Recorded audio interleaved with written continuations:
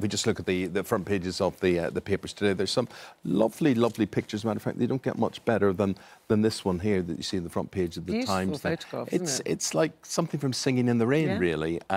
Prince Harry, Meghan Markle, and this is their first public engagement since moving to Canada. And ahead of their final round of engagements, which will continue this weekend into Monday, we're joined now in the studio by royal editor Camilla Tominey and the face whisperer, body language expert Adrianne Carter, to discuss how the couple will fare over the coming days and months. Adrianne, I think from your point of view, these pictures look quite magical. They just couldn't have been staged as well as this. What do you think of what you're seeing? It's a beautiful picture, this. So I think we're actually seeing the real Meghan now. I think in the past we've seen the actress, and it's been very hard to warm to the actress. I think we'll see a surge of change from the public point of view towards her. She's genuine, she seems real, genuine smiles, both of their body language, they're open, they're relaxed. Compared to when? So the last time we saw them would have been at early January, House when they were... Her body language was still quite open then. I think she was on the path she wanted to be at that point. I think pre-sort of 2020, we saw a different Meghan. Yeah. What did you make of the... Well, it'd be interesting as well what you think, Adrianne, about this kind of touching on the back. Like, there was a lot of... They're very touchy-feely, particularly compared to the Duke and Duchess of Cambridge. You don't do PDAs at all. And Meghan's often putting her hand behind Harry's back and they're leading each other into conversations. I think that's always quite interesting to observe. And the body language, of course, on Monday, when the couple are with the Cambridges and the Queen at the Commonwealth Day service, which will be their last official engagement in the UK. Yeah. There's a transition period until the end of March, but we think that they're going to go back. There's a sense that Prince Harry will be back and forth much more than she will.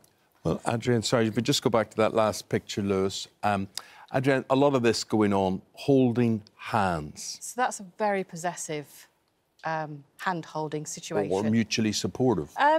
Harry is reaching to her, so he's the one that's more submissive, and she's holding both hands over his. So it's quite possessive, but not in a negative way. It's just they're very clear to show they are a couple and they're very happy. But do you think, is that a natural hand-holding? Or is that, you know, we need to be seen to be very together on this? You know, because a lot of people, Camilla, as we know, said, it's Meghan, she's made him leave. And we said, well, you know, he's his own man as well. It's a joint decision. I think that's quite natural. What was not unnatural, and we talked about this earlier, was the hand on the back. I mean, that was excessive, and at points it was quite uncomfortable. So when you see anybody with that in that pose, particularly with the woman with her hand on her partner's back, what does that say to you as it's unusual. Body language? It's normally a male-dominated gesture. So Boris Johnson was into Nicola Sturgeon last year. She waved him off and batted his hand away. She didn't want him to do that. It's a very male-dominated gesture. It's unusual for a woman to do that. But it felt like she was guiding him, possession, keeping hold. So you see that as a nice gesture? Yeah, I don't think it was particularly negative, but it is unusual for a woman to be so highly... So, Camilla, there they are. They're retiring off the scene. And all this week you had the Cambridges in Ireland. Yes. And I watched this coverage extensively. They played a blinder. They did. But there was not the same public interest in them than there is in the pop stars, or whatever you want to call them, the superstars, the celebrities that are the Sussexes. Although I think that was because there's this unique moment now this weekend with Meghan's first appearance since the statement that they made in January, and she hadn't been back in the country, of course, and equally because we are now looking at their final hurrah. Of course, the Cambridges are a different type of couple. They're very much more introverted, effectively. I thought last night there was a massive dose of Hollywood glamour. I thought Meghan looked amazing. She looked fantastic. That Victoria Beckham dress in that kind of Tiffany turquoise was really stand out. She was wearing a bit more makeup than normal, but there was a lot of glamour about her entire appearance. Yes, I think they're more relaxed because they're going off, although I would say, you know, that fantastic royal photo, which is by a royal photographer called Samir Hussein, whose father, Anwar, used to photograph Princess Diana, and that staging they are going to miss. You know, yesterday night's I mean, it's beautiful. Appearance was a classic example of a final kind of royal rota setup where everything is staged and choreographed so that the snappers can get the perfect shot. Which Harry will be used to. Harry's used to, but what will happen when they go to America now, and how will it be staged, and who will manage it, and where will everyone be, and where will the public be? It was interesting last night, there was lots of cheers. When the couple came out, they started singing Come On Harry to the tune of Come On Eileen. There was one boo when they arrived, and we don't know who that was, and it could have just been a scurrilous foreign pap trying to get a reaction. But the point is, this couple, at the moment, until they leave the firm, have got this kind of cloak of security around them because it is being managed as they are a royal couple. But there's some controversy surrounding that, isn't there, about who's paying now as they move forward for their protection? This is the trouble with the cake and eat it argument. They want to have less press intrusion, and they say that there's only a supposed public interest in being involved in their lives. But the public say, well, as long as we are funding you in part, be it through funding bodyguards or that money that was paid for Frogmore Cottage, then we do own a little piece of you. And this is why this is difficult, that quasi. I want to talk to you about Frogmore Cottage after we get a little encore of Come On Harry. Here it is.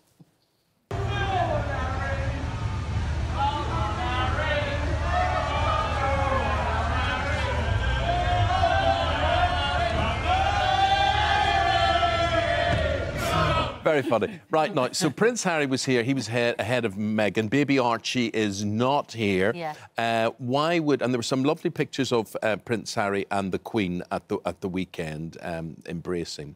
What was he here for? What was he doing? So basically, he came ahead, not just to prep for the jobs that they've got, and they've also got private meetings, and we're expecting a bit more from Meghan at the weekend to do with International Women's Day.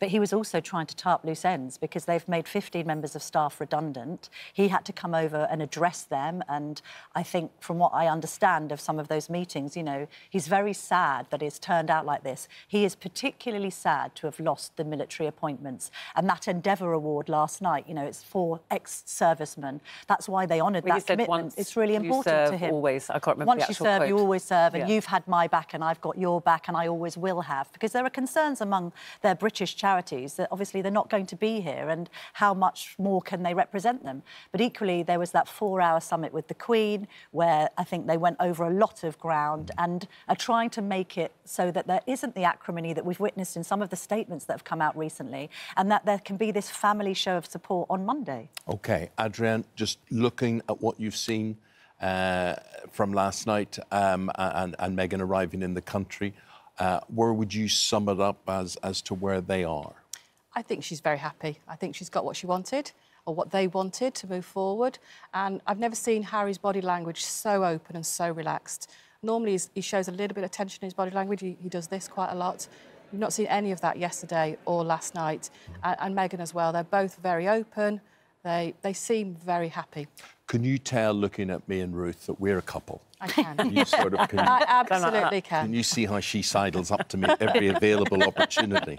I can. And my hand is on her back all the time. Male-dominated. Male-dominated. Yeah. Oh. Not in my house. I'd like to know. If only. I'd like to know who you think wears the trousers in this relationship. Oh, I couldn't possibly No. say. It's difficult to know, isn't it? That means me. That means me. And you're right. Guys. Thank you both very much. Nice to see you. Thank you very much, Steve. Thank you.